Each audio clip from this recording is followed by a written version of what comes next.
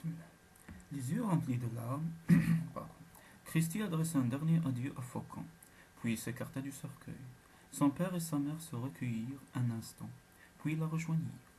Tout au long de la cérémonie, Christie demeura angoissée. Son chagrin d'avoir perdu son camarade se mêlait une peur irraisonnée.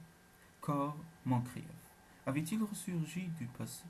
Et elle, qui avait-elle été? Le service fut bref. Au cimetière, le pasteur prononça encore quelques paroles.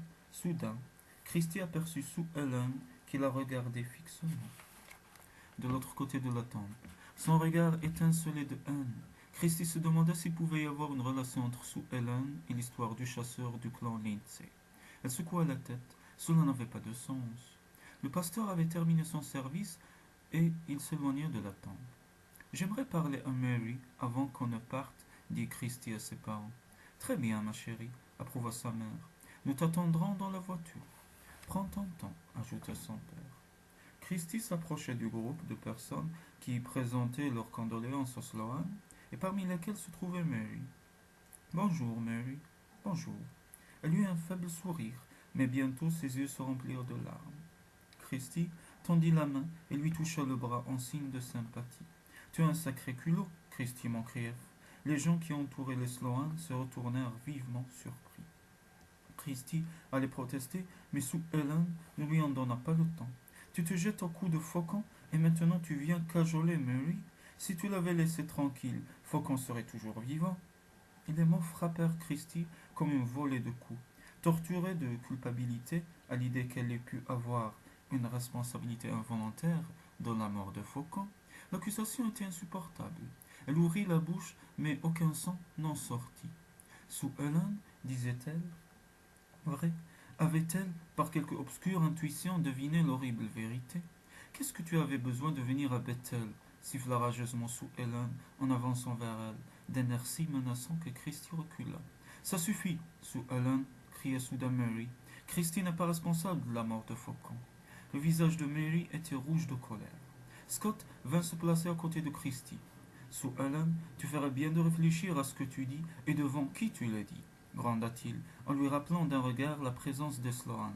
Tu nous fais honte, Sue Ellen. Sue Ellen, le visage déformé par la rage, parut hésiter, puis elle se détourna brusquement et s'éloigna d'un pas rapide. Monsieur Sloan prit le bras de sa femme et l'entraîna vers leur voiture. Je suis désolé, Christie, dit Mary. Ce qu'elle a dit était horrible. Christie esquissa un faible sourire. Sue Ellen l'avait démonté. Ses mots avaient mis au jour ses peurs les plus secrètes. Comment pouvait-elle savoir? Était-elle aussi en rapport avec... Non, tout cela dépassait l'entendement. Scott considéra Christie d'un air soucieux. Allons, viens, Christie. Tu as quelqu'un pour te reconduire chez toi? Demanda-t-il. Ma mère et mon père m'attendent. Il lui prit le bras et l'accompagna vers le van, où se tenaient ses parents. Nous avons un match vendredi. Tu viendras? Questionna-t-il. Christie leva la tête vers lui. Elle n'avait pas revu un seul match depuis la soirée où Faucon l'avait invitée. Elle savait que l'équipe du collège avait l'espoir de se qualifier pour la demi-finale. Mais elle se demandait maintenant si la disparition de Faucon n'allait pas compromettre leurs chances. Je ne sais pas, répondit-elle. J'aimerais te voir après le match, dit Scott. Nous pourrions aller dans une pizzeria et barater tranquillement. Cela me plairait beaucoup, dit Christie. Elle avait tant besoin de parler à quelqu'un susceptible de la comprendre. Depuis quelque temps, elle avait l'impression de s'enfoncer dans un monde tellement étranger à la réalité. Scott l'aiderait peut-être à s'en sortir, à retrouver sa raison qu'elle sentait défaillir. Ne pourrais-tu plutôt venir me chercher une fois le match terminé? Demanda-t-elle. J'aimerais bien vous voir jouer, mais je ne me sens pas la force d'affronter toute cette foule. Pas en ce moment. Bien sûr, aucun problème. Je passerai te prendre vers 10h30. Il lui sourit et lui tint les mains un instant avant de s'éloigner. Ses yeux bleus avaient un éclat doux et compréhensif, et à son contact, Christie retrouva un peu de son assurance. Scott lui téléphona le soir même.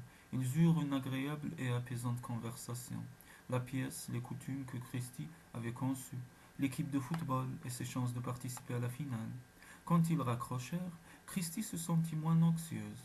N'avait-elle pas été folle de supposer qu'il pouvait exister un lien entre un homme, un cheval et une jeune femme, ayant vécu 2 siècles plus tôt. C'était du délire. Désormais, il faudrait terminer les costumes de théâtre, faire son travail de classe, essayer d'aider Mary et se rapprocher encore davantage de Scott. Cette dernière perspective, surtout, lui redonna vie et courage. Elle pensa à lui, à ses yeux, à sa voix. Il lui tardait de le revoir. Elle se prépara à aller au lit et brossa ses cheveux avant d'enfiler sa chemise de nuit. Elle entr'ouvrit la fenêtre afin de laisser entrer un peu d'air frais et regarda la nuit au dehors. Tout était calme. Quelle idiote je fais, se dit-elle.